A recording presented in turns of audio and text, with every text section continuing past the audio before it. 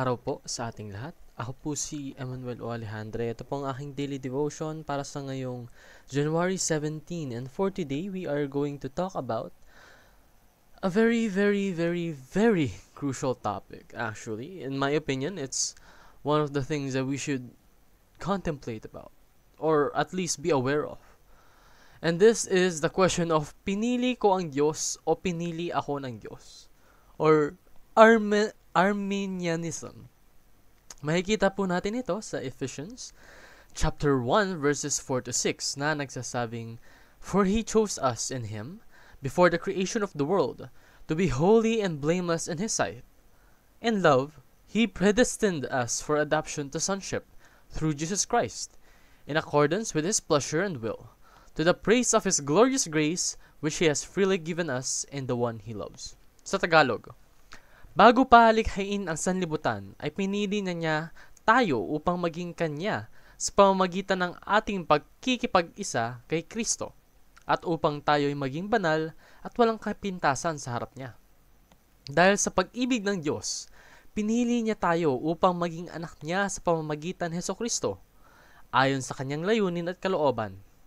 Sa gayon, ay purihin ang kaluwalhatian ng Kanyang kagandahang loob na sagana niyang ibinigay sa atin sa pamamagitan ng Kanyang minamahal na anak.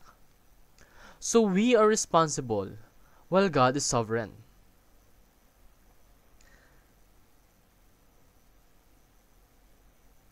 What does that mean?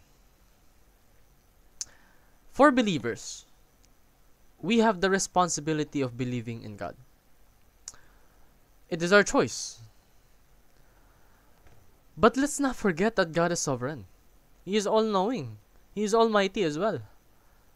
Sa tingin mo ba, hindi alam ng Panginoon ang mangyayari for billions of years into the future? He knows that. Alam niya na ikaw ay mabubuhay sa mundong ito.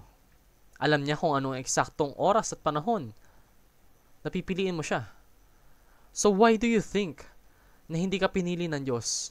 Pinili ka ng Diyos. But we choose God because He first chose us. Sa unang-una pa lang, kahit wala pa yung mundo, wala pa yung creation, He has chosen you.